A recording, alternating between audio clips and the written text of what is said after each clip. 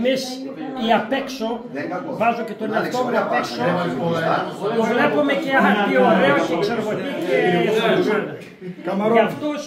Για αυτούς είναι ιεροτελιστή αυτό το πράγμα. Είναι κάτι το οποίο δεν υπάρχει περίπτωση να το σκεφτεί κανένας πέρα αυτούς που έχει ντεθεί ή δίνεται. Και το αποκορύφωμα της συγκίνησης είναι όταν θα βάλει τον πρόσωπο, θα κατέβει κάτω, όταν θα έρθει του Μπουλόκη θα κάνει το σταυρό του, θα φιλήσει τον πατέρα πρώτα, ο αρχηγός του σπιτιού, και μετά τη μητέρα να πέσει το δάκρυ και να φύγουν. Δεν μπορείς να το καταλάβεις. Το κατάλαβα από πέρυσι. Είναι συγκινητικό και είναι ένα αποκορύφωμα συγκίνησης που... Σαν να τον αποχωρίζονται. Ναι, έτσι ας πούμε. Είναι η αποκορύφωση της ιεροτελεστίας. Είναι αποκορύφωση της ιεροτελεστίας, ας πούμε. Δεν είναι... Και η συγκίνηση που δημιουργείται στο πρόσωπο του παιδιού είναι το χορευτή δηλαδή. Άλλο πράγμα. Τα έχω περάσει, συγκινήθηκα, τα έχω περάσει και τα έχω ζήσει. Και από την καλή και από την κακή και από την κακή. Ακριβώς εκεί πέρα μαζί ήμασταν. Πολύ ωραία.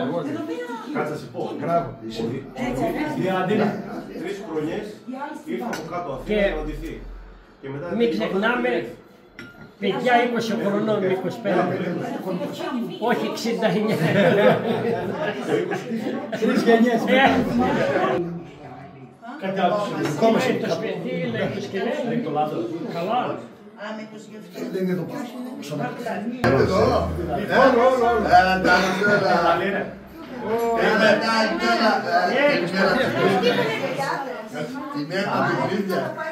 Μαζικό.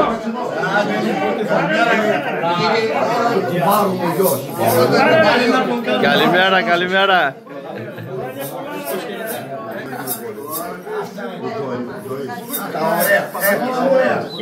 Μαζικό.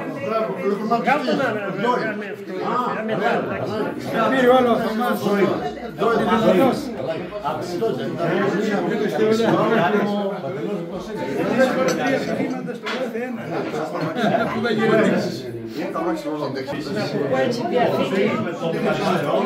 Παρακαταθήκη. Θα βλέπεις τώρα τον πιτσιρικά να κοιτάζει την κούκλα του μεγάλου. Ναι, να τον κοιτάζει έτσι, με θαυμασμό. Έτσι κοιτούσαμε τους μεγάλους. Έβλεπα τους μεγάλους, έρχεται να κλάψει. Τους έβλεπα και έκλαιγα.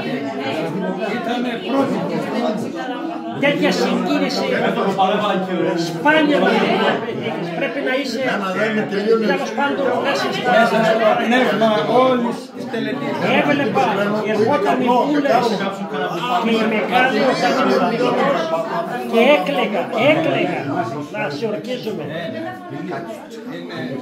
Δεν μπορείς να το νιώσεις. Και βλέπεις τώρα το πρότυπο του μεγάλου, την πούλα του μεγάλου. Αυτό εσύ μπορεί να το πεις σπαθί. Εμείς το λέμε πάλα. Όχι σπαθί, πάλα. Και το θικάρι είναι αυτό που κρατάει ο Γιώργος. Είναι η τέτοια πένα, ωραίο σπαθί. Εμείς το λέμε πάλα. Δώσε το πύλη. Γι' αυτό, έλα στο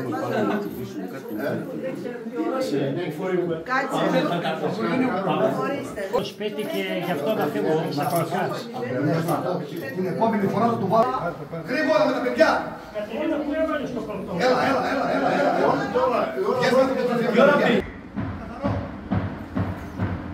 Εδώ απαγορεύεται. Έρχονται.